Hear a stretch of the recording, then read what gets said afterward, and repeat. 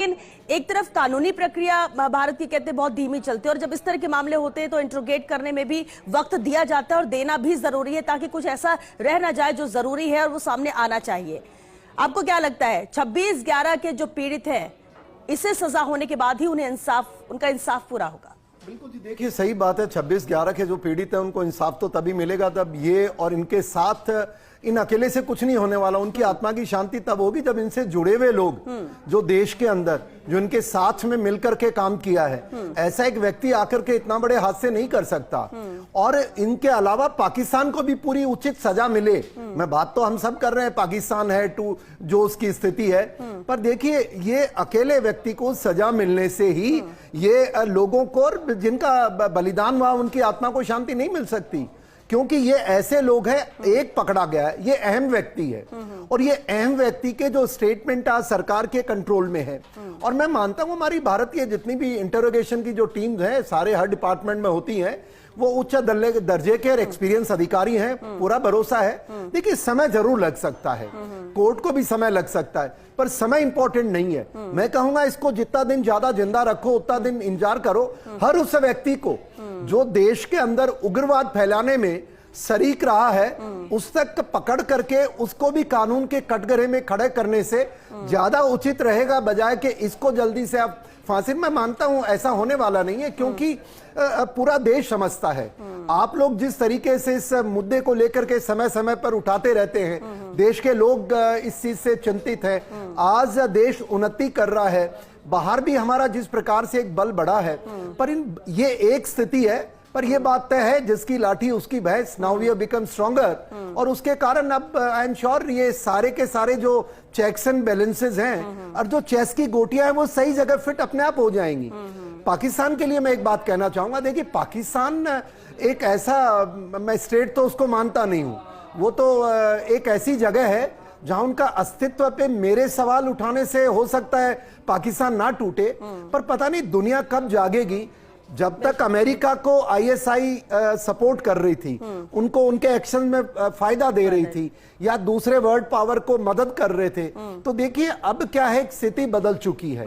अब रशिया और अमेरिका के बीच में कुछ न कुछ सांठगांठ जरूर हो गई कि भाई तुम यूक्रेन में अपना काम करो जो करना है और मुझे इस तरफ मेरा काम करने दो। चीन और ईरान को लेकर के, ईरान में भी ऑल्सो नॉट दैट इंपॉर्टेंट।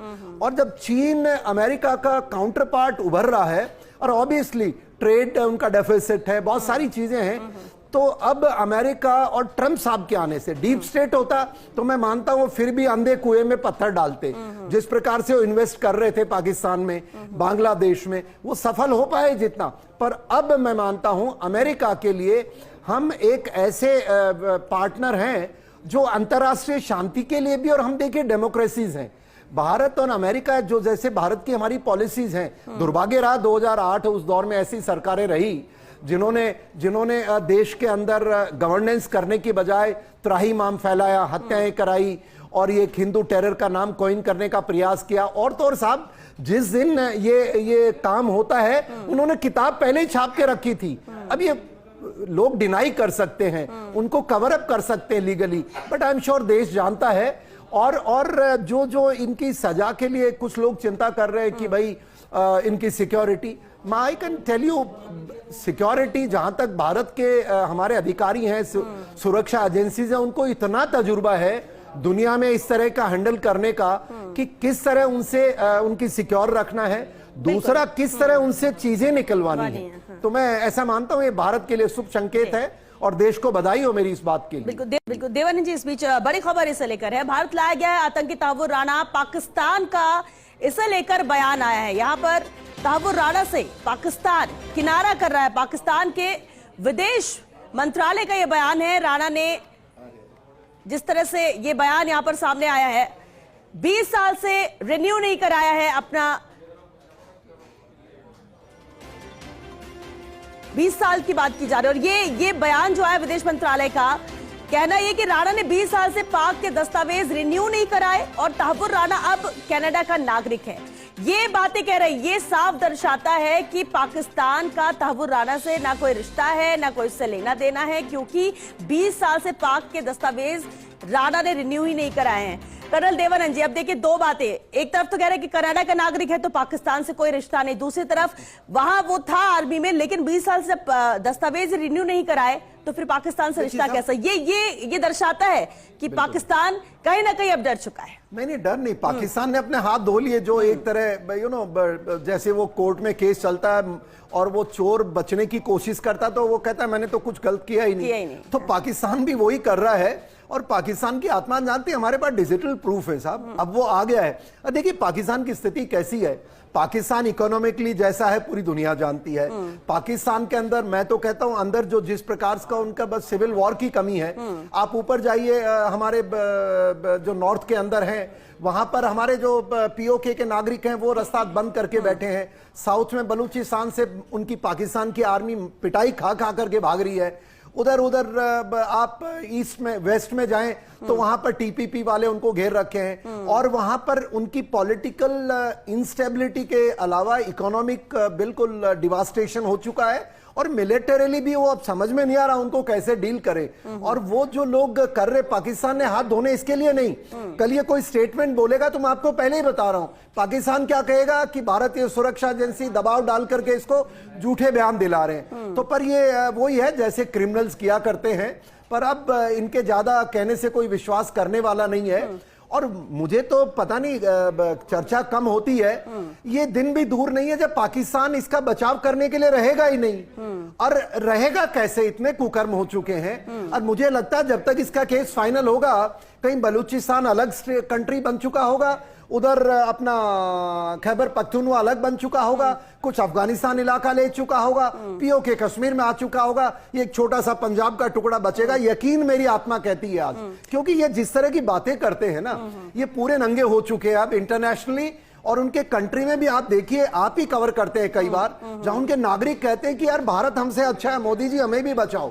तो ये हालत हो रखी है। तो ये इनकी बात पे लेकिन एक सवाल है, 2008 के बाद अब 2025 में 17 साल बाद अब इसे गिरफ्त में तो ले लिया गया। लेकिन पाकिस्तान की बात करें, हर देश मजबूत होता है और अंतरराष्ट्रीय स्तर पर भी पाकिस्तान उतना मजबूत कभी नहीं रहा है। लेकिन इसके बावजूद भी कई ऐसे देश थे जो उसका समर्थन करते थे, सपोर्ट करते थे, बैकहैंड एक मजबूती देते थे।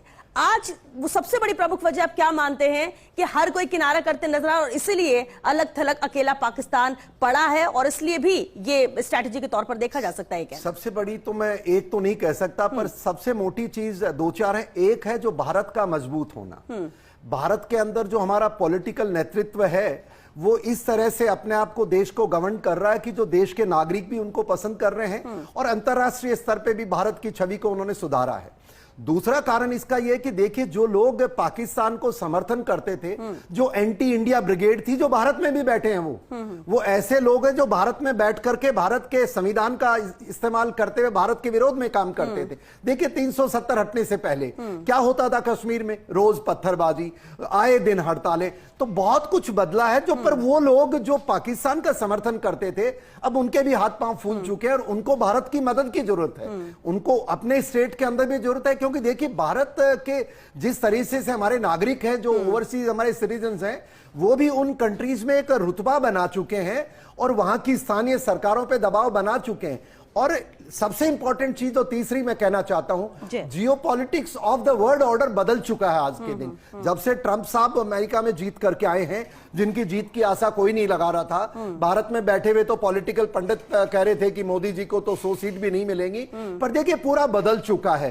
अमेरिका का जियोपॉलिटिक्स जो है आज के दिन, वो मेरे ख्याल से लगता है रशिया से वो ज्यादा ताना बाना नहीं रखने वाला। ओवर्टली उसका नंबर 1 जो टारगेट है या जिसको डील करना वो चाइना है। और वो अमेरिका भली भांति जानता है चीन को अगर कोई काउंटर कर सकता है वो मात्र भारत दुनिया में देश है, क्योंकि भारत डेमोक्रेटिक है, कोई कम्युनिस्ट नहीं है, कोई डिक्टेटर नहीं है। और यहां हर प्रकार का एक पब्लिक यहां की बहुत अवेयर हो चुकी है। तो इसलिए वो उन पे पाकिस्तान अब वो फ्रंट लाइन स्टेट नहीं रहा और जमाना बदल चुका है, मैं ऐसा मानता हूं। चलिए, बहुत शुक्रिया कर्नल देवानंद जी इस चर्चा के लिए, क्योंकि बेहद अहम मुद्दा रहा है। और देखिए इतना तय कि अब एनआईए मुख्यालय में ही लाया जाएगा तहव्वुर राना को, वहां पर उसका मेडिकल भी होगा, वहां पर उस पर मुकदमा भी चलेगा, उससे पूछताछ भी होगी, इन्वेस्टिगेशन सेल में उससे पूछताछ की जाएगी। और अब क्योंकि कई क्या कह सकते हैं हिंदुस्तानियों के जहन में कुछ ठंडक पहुंच चुकी, क्योंकि कम से कम 17 साल बाद ही सही ये गिरफ्त में तो आया, लेकिन अब धैर्य रखने की जरूरत है। हर किसी को इंतजार रहेगा कि कब इसको फांसी होगी, कब इसको सजा दी जाएगी, लेकिन उससे पहले जरूरी है कि वो तमाम चेहरे बेनकाब हो जिन्होंने इनका साथ दिया, जिन्होंने इसको समर्थन किया, वो देश बेनकाब हो जिनका साथ मिला, उसकी वजह से इसने इतनी बड़ी घटना को अंजाम दिया जहां इस हादसे में सैकड़ों लोगों की जान गई थी और उन्हें इंसाफ दिलाना है तो थोड़ा इंतजार और करना होगा।